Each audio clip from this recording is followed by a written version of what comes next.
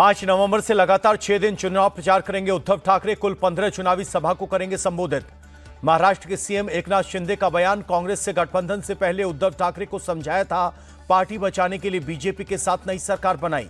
उद्धव ठाकरे निजी स्वार्थ मोहमाया में फंसे थे। सीएम बनने के लिए बीजेपी का साथ छोड़ा। एकनाथ शिंदे का अटैक। सीएम फेस पर बोले सीएम शिंदे, अभी मैं टीम लीडर, हमारी टीम में हर कोई बराबर। महाराष्ट्र बीजेपी के लिए अच्छी खबर। बोरीवली से नामांकन वापस ले सकते हैं गोपाल शेट्टी। विनोद तावड़े से मुलाकात के बाद दिए संकेत।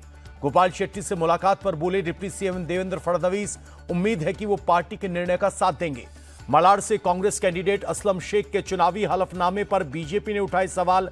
2019 में 12वीं पास बताया था, इस बार 8वीं पास बताया है।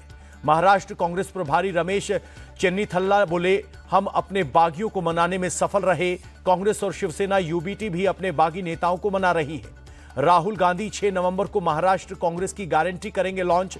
चेन्नीथल्ला बोले, हमारी गारंटी पर जनता को गुमराह कर रहे हैं पीएम। महाराष्ट्र कांग्रेस ने टिकट बंटवारे में मुसलमानों को पर्याप्त रिप्रेजेंटेशन दिया। रमेश चेन्नीथल्ला का बयान। एनसीपी में फूट का दिखा असर। शरद पवार और अजित पवार ने पहली बार अलग अलग दीपावली पड़वा मनाई। बारामती में शरद पवार के आवास पर भी पहुंचे लोग। दीपावली पड़वा की दी बधाई।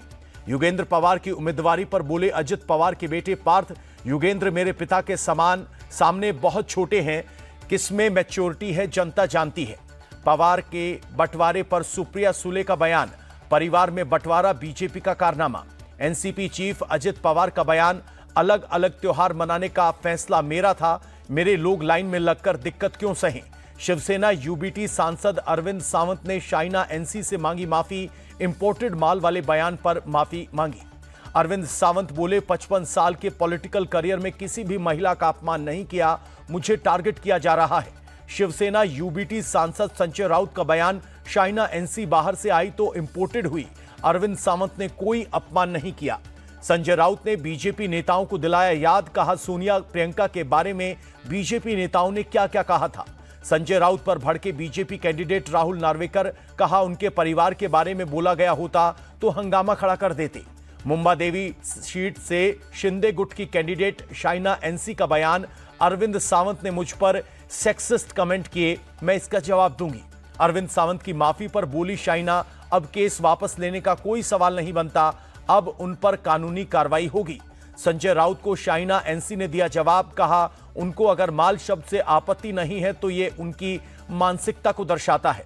अरविंद सावंत पर भड़के सीएम शिंदे। कहा, शाइना एनसी पर सावंत ने जो टिप्पणी की, बाला साहब होते तो मुंह तोड़ देते, बाला साहब ठाकरे होते तो अरविंद सावंत को बुरी तरह से डांटते। शिंदे गुट के नेता दीपक केसरकर का बयान।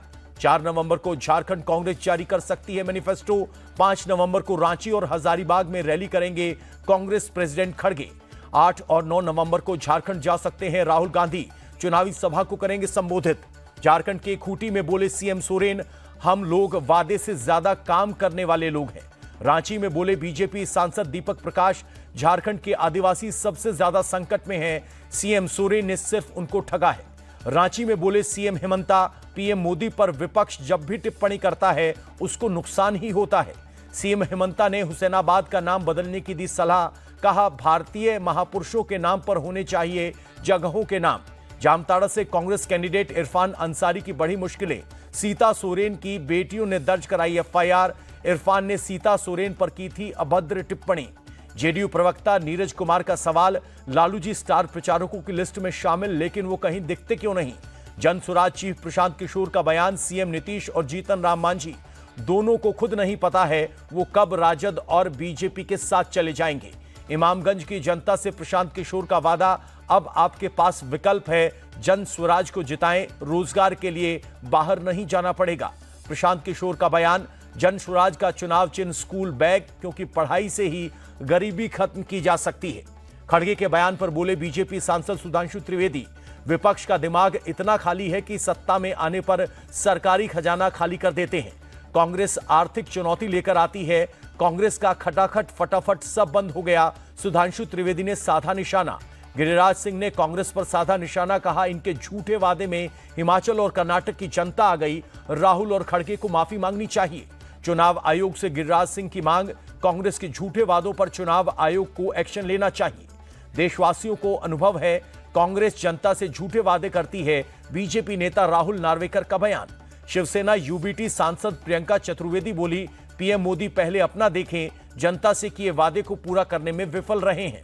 पीएम मोदी के बयान पर कर्नाटक के deputy CM DK Shivakumar का पलटवार, कहा हमारी गारंटी देश में सुधार कर रही है, वे राजनीति देख रहे हैं। डिप्टी सीएम केशव प्रसाद मौर्य का अटैक, कहा अखिलेश का पीडीए परिवारवाद, दंगाई और अपराधियों का गठबंधन। केशव प्रसाद मौर्य बोले, बीजेपी के पीडीए में प्रगति, विकास, सुशासन, जनता जानती है कि असली पीडीए कौन लेकर आया है। यूपी में बटेंगे तो कटेंगे के नारे पर गरमाई सियासत। अखिलेश यादव बोले, सीएम योगी का नकारात्मक नारा उनकी निराशा और नाकामी का प्रतीक। बटेंगे तो कटेंगे को अखिलेश यादव ने देश के इतिहास में सबसे बुरा नारा बताया, कहा डराकर एक करने की कोशिश। बीएसपी चीफ मायावती ने दिया नारा, कहा बीएसपी से जुड़ेंगे तो आगे बढ़ेंगे और आगे सुरक्षित भी रहेंगे। बीएसपी के उपचुनाव में लड़ने के फैसले से बीजेपी और सपा की नींद उड़ गई है, मायावती का बयान। यूपी बीजेपी के नेता मोहसिन रजा बोले, उपचुनाव में कानून व्यवस्था और सुशासन हमारा मुद्दा है, सपा को जनता अच्छी तरह से जानती है। भारत को दूसरा बांग्लादेश नहीं बनने देना है, इसलिए बटोगे तो कटोगे, नारा नहीं मंत्र है, केंद्रीय मंत्री गिरिराज सिंह का बयान। उत्तर मुंबई में उत्तर भारतीय बटोगे तो पिटोगे का लगा पोस्टर, उत्तर भारतीय सेना ने कई जगहों पर लगाया पोस्टर। मेदिनीपुर उपचुनाव पर बीजेपी नेता दिलीप घोष का बयान, टीएमसी भय का माहौल बनाकर चुनाव जीतने की कोशिश करती है। ट्यूनीशिया के 3 अफ्रीकी हाथियों को गुजरात के जामनगर के वनतारा में नया जीवन। 28 से 29 साल की 2 मादा और एक नर अफ्रीकी हाथी को मंगाने के लिए भेजा गया चार्टर्ड प्लेन।